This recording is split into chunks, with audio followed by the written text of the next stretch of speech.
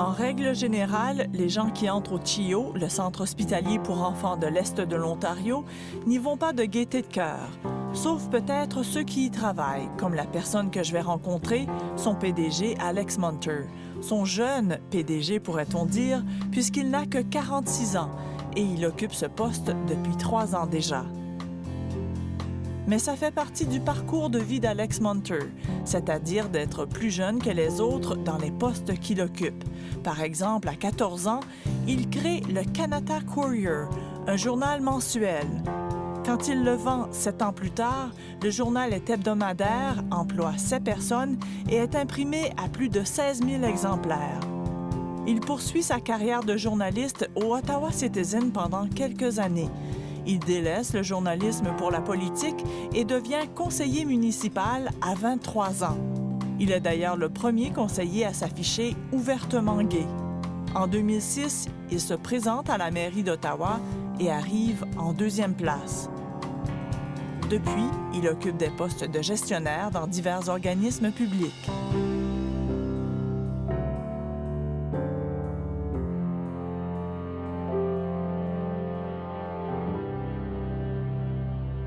Alex Munter, bonjour. Bonjour. Vous êtes né à Montréal et quand vous êtes déménagé à Ottawa, vous ne parliez pas français. Comment ça? Ni français ni l'anglais, en effet, parce que mon père est allemand, ma mère, elle a appris l'allemand comme enfant.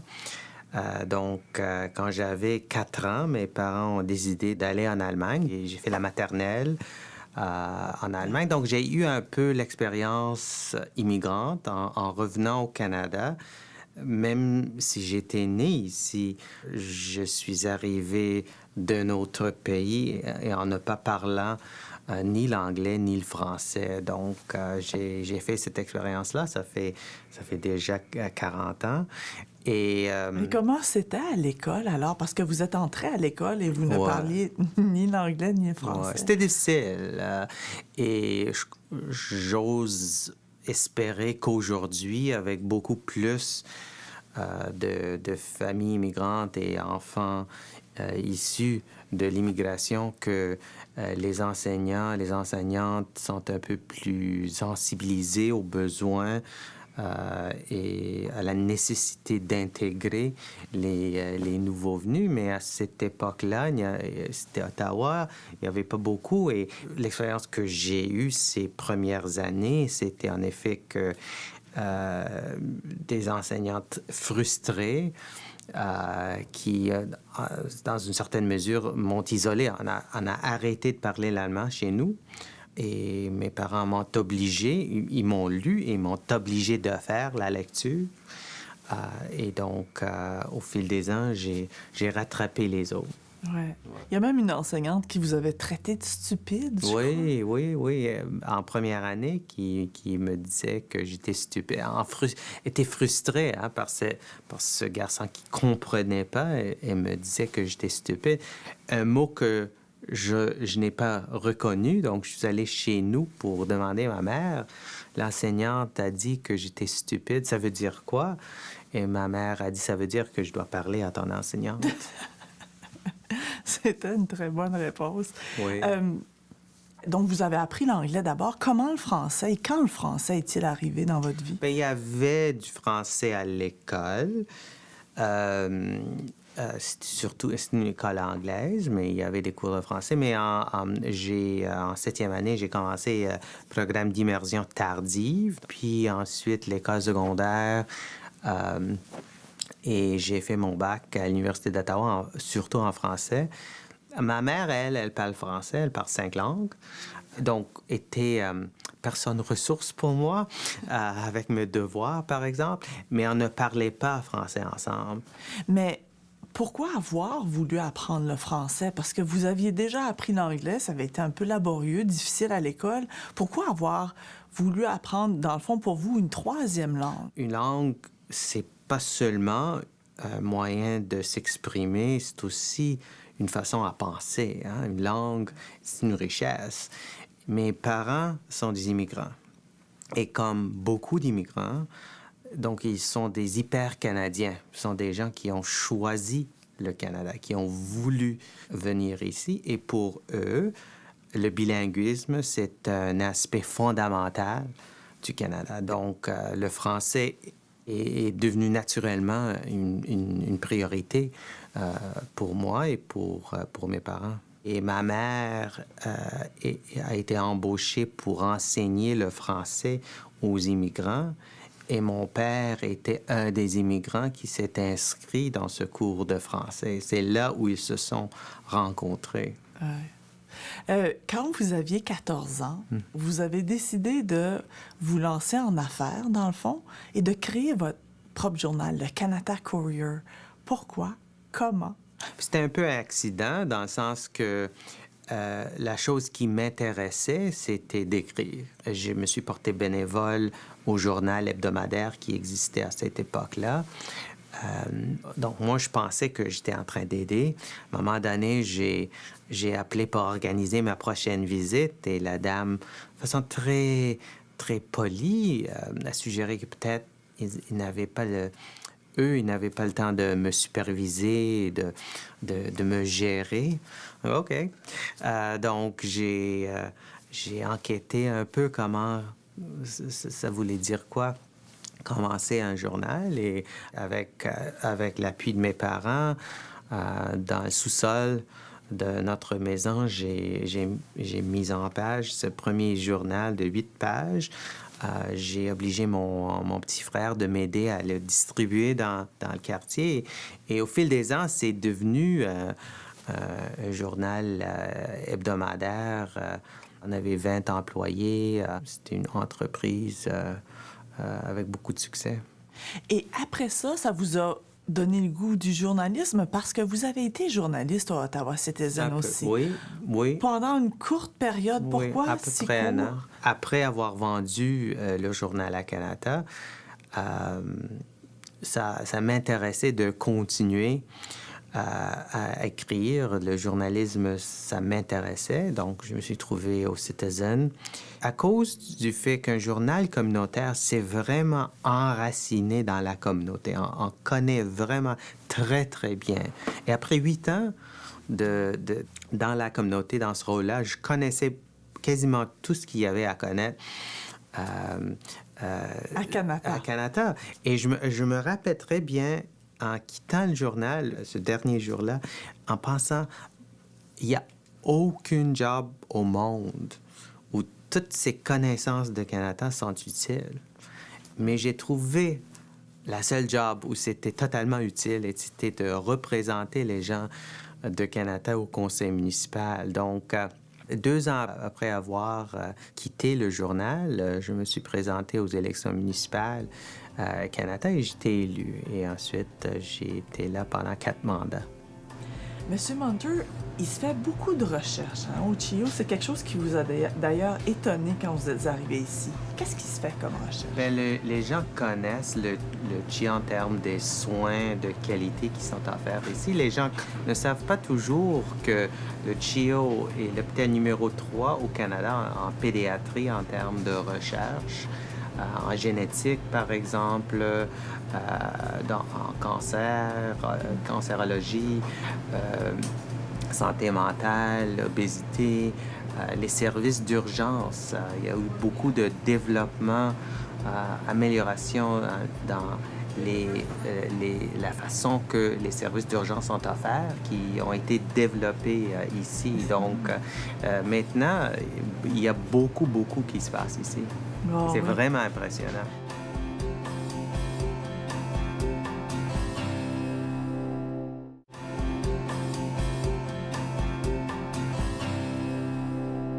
Monsieur Munter, pourquoi vous êtes-vous présenté en politique à 23 ans comme conseiller municipal? J'avais, en tant que journaliste, qui allait chaque semaine à l'hôtel de ville pour observer le conseil municipal. Après un moment donné, on commence à former des opinions. Hein? Je dois dire qu'à ce moment-là, il y avait beaucoup de mécontentement envers le conseil municipal. Je connaissais la communauté, c'était ma communauté, c'était là où j'avais grandi. C'était une communauté elle vous connaissait aussi. Oui, mais c'était une communauté qui a toujours été jusqu'à ce moment-là, mais après aussi, une communauté qui était très, très généreuse envers moi, qui m'avait appuyé beaucoup et j'ai beaucoup apprécié l'appui de la communauté. Et donc, toute ma vie, j'ai voulu faire des choses qui ont un impact, qui vont faire avancer les choses, qui vont améliorer les choses. Et à ce moment-là, entrer en politique, c'était un moyen d'avancer cette ambition-là. Mm-hmm. Vous étiez jeune la première fois que vous êtes fait élire, vous aviez 23 ans. Est-ce que ça a été une embûche un peu? Comment réagissaient les gens à votre jeunesse? Jusqu'à date, normalement, je suis le plus jeune. Même en arrivant ici, j'étais parmi les plus jeunes directeurs d'hôpitaux en Ontario. Donc, l'expérience que j'ai eue tout au fil de ma carrière, c'est que les gens qui me connaissaient n'étaient pas vraiment surpris en quittant Canada, allant à des réunions des municipalités, par exemple, où les gens ne me connaissaient pas. Bon, là, il fallait établir une crédibilité. Hein? Ouais. Et là, vous avez quitté la politique quelques années plus tard. Ouais. Pourquoi? À ce moment-là, ça faisait 4 mandats. Des mandats à ce moment-là de 3 ans. Donc, 12 ans, 4 mandats. J'étais satisfait du progrès qu'on avait fait et je voulais faire d'autres choses. C'était un peu comme avoir vendu le journal après 8 ans. Je l'ai bâti. J'ai fait, je crois, une contribution. Je peux laisser ça à d'autres évaluer. Et rendu à 12 ans et 4 mandats, je croyais que c'était le temps d'apprendre des nouvelles choses. Et pour la municipalité et pour la communauté, d'avoir des nouvelles personnes dans ces postes-là. Vous êtes allé enseigner à l'Université d'Ottawa et vous êtes revenu en politique. Vous présentez à la mairie comme candidat à la mairie en 2006, donc 3 ans après, dans le fond, après avoir quitté le conseil municipal. Pourquoi, à ce moment-là, avoir voulu vous présenter comme maire?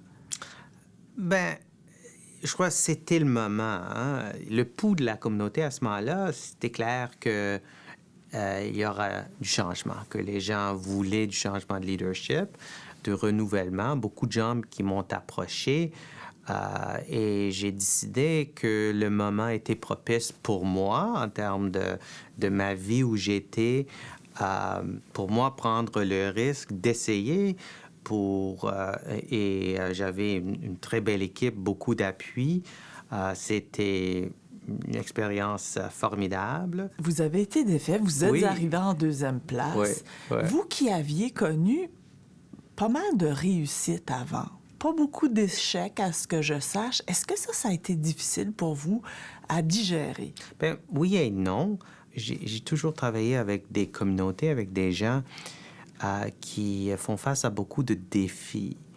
Donc, si la chose la plus pire qui m'arrive dans ma vie, c'est que 110 000 personnes croyaient que je devrais être maire d'Ottawa, c'est quand même pas vraiment... C'est quand même une personne très chanceuse. Donc, j'ai eu l'occasion, je me suis exprimé, je me suis présenté.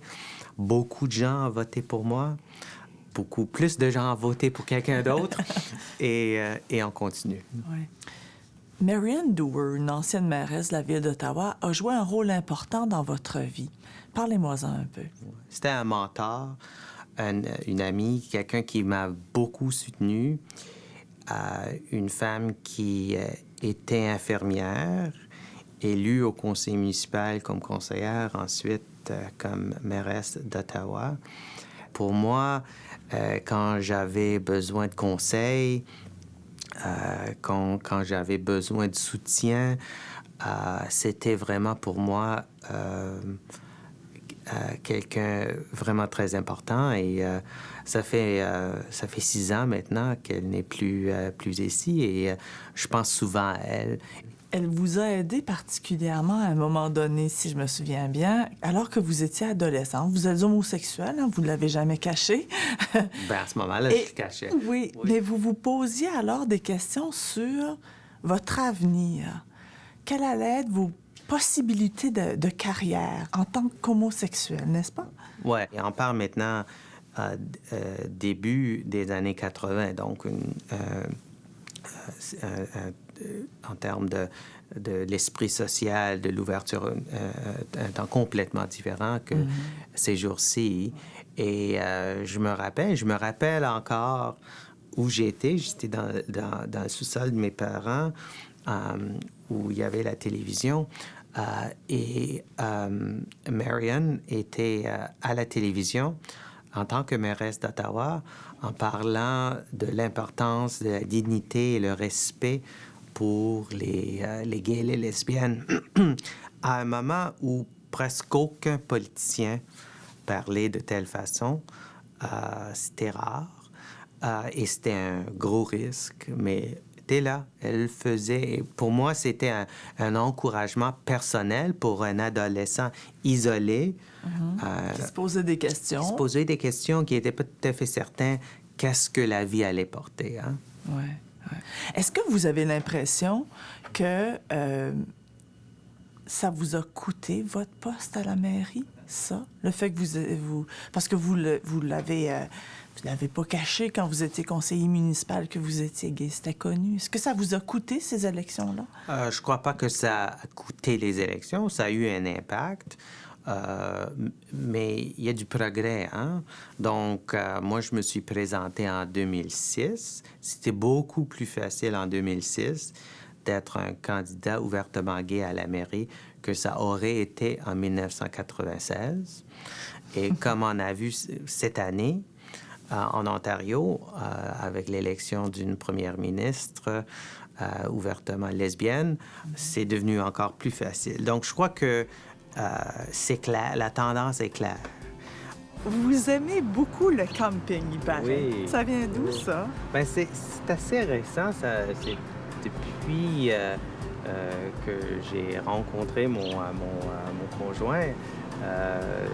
Donc, ça fait 8 ans à peu près. C'est pas quelque chose que j'ai vraiment fait beaucoup auparavant. Donc, aller avec quelqu'un qui est vraiment expert et qui le fait bien, c'est toujours rassurant.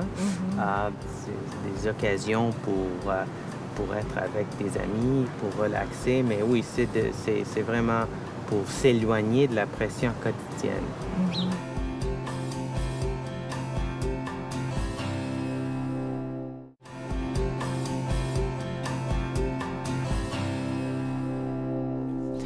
Monsieur Munter, vous avez dirigé le Bureau des services à la jeunesse d'Ottawa, le RLIS, c'est-à-dire le réseau local des services de santé. Ça fait longtemps que vous vous intéressez à la santé et aux services sociaux. Qu'est-ce qui vous attire là-dedans? Donc, à la Ville d'Ottawa, il y a des services de santé publique, services ambulanciers, soins à longue durée, les services sociaux reliés à la santé. Donc, je me suis vraiment beaucoup impliqué dans ces services-là durant que j'étais à la Ville d'Ottawa. J'étais responsable de la santé et services sociaux au conseil municipal. Donc, mon implication est commencée là. J'ai eu l'occasion de travailler ces dossiers et de vraiment voir l'impact que ces organismes ont dans notre communauté et jusqu'à quel point ils font partie de l'infrastructure essentielle d'une communauté et de notre communauté. Après, j'ai quitté la ville et l'université. Je me suis vraiment tourné vers ce secteur-là et j'ai eu l'occasion de me joindre au Bureau de service à la jeunesse, qui est un organisme dans notre communauté qui vraiment change des vies, et comme le CHIO aussi. Ouais. Quand vous avez quitté la politique, est-ce que vous avez dû faire un ajustement dans votre façon de travailler, façon de faire entre le politicien que vous étiez et le gestionnaire que vous étiez en train de devenir? Oui et non. En politique, ce qui compte parfois, souvent. Le plus, c'est ce que vous dites, pas ce que vous faites. Et c'est l'inverse en gestion. J'ai aussi pu apprendre que en politique, la cause, c'est tout. En gestion, la cause dans un endroit comme le CHEO est très, très important, mais ce n'est pas assez. On doit aussi faire certain que les gens qui travaillent ici sont bien appuyés et sont bien organisés. Vous êtes le président directeur général du CHEO, le Centre hospitalier pour enfants de l'Est de l'Ontario, depuis quelques années déjà. Qu'est-ce que c'est diriger un hôpital pour enfants comparativement à un autre genre d'organisme ou d'entreprise? C'est pas la même chose parce qu'il y a des enfants qui sont... Des enfants. Ouais. Et vous savez, les gens ici, les gens qui travaillent au CHEO, c'est vraiment un groupe de personnes que j'admire beaucoup. Ce sont des gens vraiment dévoués qui ont choisi comme carrière de faire une différence, d'aider les enfants. Et donc, tout l'organisme, l'hôpital, ça a cet esprit-là. Le CHEO est différent. On peut le sentir dans les couloirs. Donc, pour moi, ma job principale, c'est de soutenir ces gens-là, de trouver les ressources dont ils ont besoin, d'assurer que les systèmes sont là afin qu'ils puissent faire cette chose qui est la plus importante, c'est d'aider nos jeunes, nos enfants, nos familles d'être en santé. Des enfants qui sont venus ici très malades, avec des très grands défis, qui quittent avec une vie avant eux, remplie de possibilités. Et c'est ça vraiment la chose qui est tellement...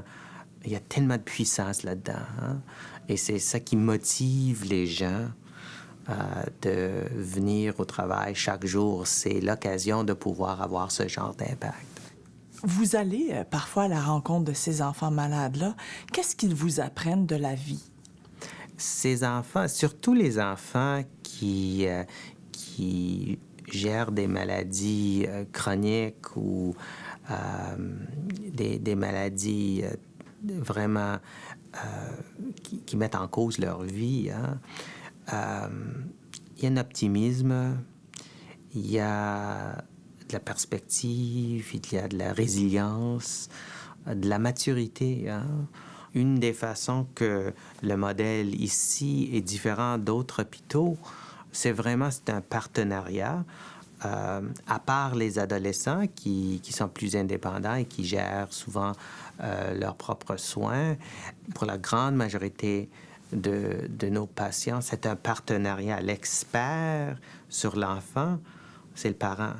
Ouais. Et l'expert clinique, c'est le médecin ou l'infirmière ou une autre professionnelle de la santé. C'est un partenariat, travailler ensemble.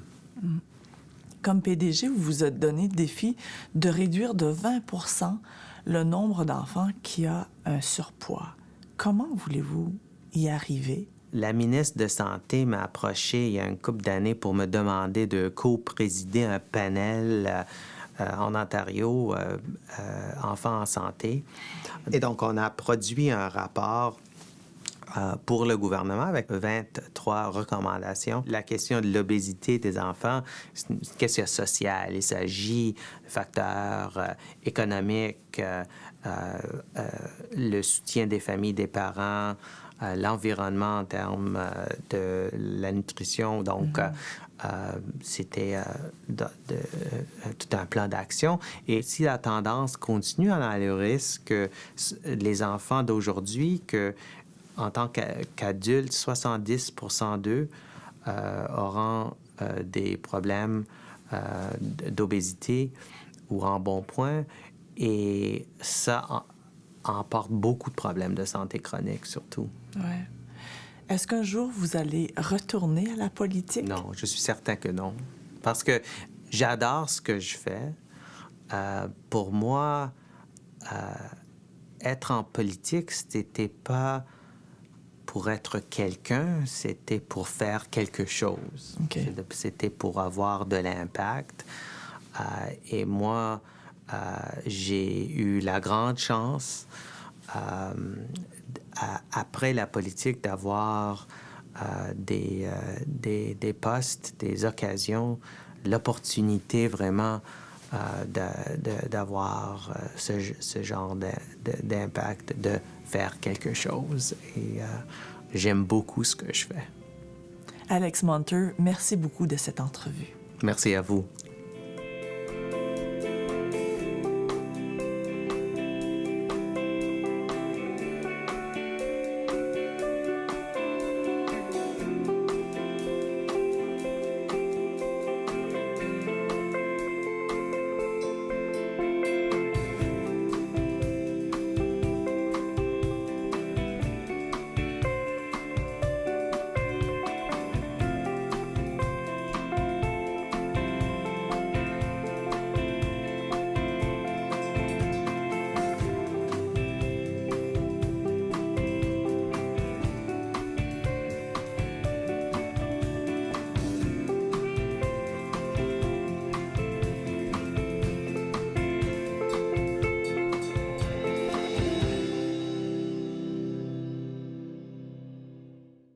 Sept ans plus tard, le journal est hebdomadaire, emploie 7 personnes et est imprimé à plus de 16 000 exemplaires.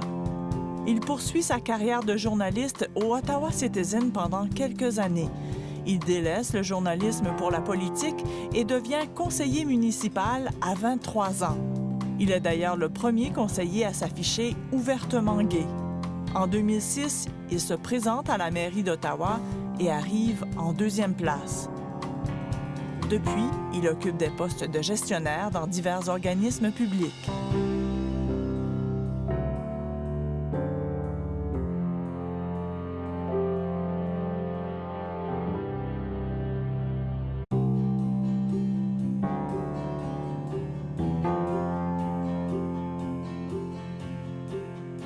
En règle générale, les gens qui entrent au CHEO, le centre hospitalier pour enfants de l'Est de l'Ontario, n'y vont pas de gaieté de cœur, sauf peut-être ceux qui y travaillent, comme la personne que je vais rencontrer, son PDG Alex Munter. Son jeune PDG, pourrait-on dire, puisqu'il n'a que 46 ans et il occupe ce poste depuis 3 ans déjà. Mais ça fait partie du parcours de vie d'Alex Munter, c'est-à-dire d'être plus jeune que les autres dans les postes qu'il occupe. Par exemple, à 14 ans, il crée le Canada Courier, un journal mensuel. Quand il le... Avec des enseignantes frustrées qui, dans une certaine mesure, m'ont isolé. On a arrêté de parler l'allemand chez nous. Et mes parents m'ont obligé, ils m'ont lu et m'ont obligé de faire la lecture. Et donc, au fil des ans, j'ai rattrapé les autres. Ouais. Il y a même une enseignante qui vous avait traité de stupide, je crois. Oui. En première année, qui me disait que j'étais stupide. Était frustrée par ce garçon qui ne comprenait pas et me disait que j'étais stupide. Un mot que je n'ai pas reconnu, donc je suis allé chez nous pour cette expérience-là. Ça fait déjà 40 ans. Et, mais comment c'était à l'école, alors? Parce que vous êtes entré à l'école et vous ne parliez ni l'anglais ni le français. Ouais, c'était difficile. Et j'ose espérer qu'aujourd'hui, avec beaucoup plus de familles immigrantes et enfants issus de l'immigration, que les enseignants, les enseignantes sont un peu plus sensibilisés aux besoins et à la nécessité d'intégrer les nouveaux venus. Mais à cette époque-là, c'était Ottawa, il n'y avait pas beaucoup. Et l'expérience que j'ai eue ces premières années, c'était en effet... Alex Munter, bonjour. Bonjour. Vous êtes né à Montréal et quand vous êtes déménagé à Ottawa, vous ne parliez pas français. Comment ça? Ni français ni l'anglais, en effet, parce que mon père est allemand, ma mère, elle a appris l'allemand comme enfant. Quand j'avais 4 ans, mes parents ont décidé d'aller en Allemagne et j'ai fait la maternelle en Allemagne. Donc, j'ai eu un peu l'expérience immigrante en revenant au Canada. Même si j'étais né ici, je suis arrivé d'un autre pays et en ne pas parlant ni l'anglais ni le français. Donc, j'ai fait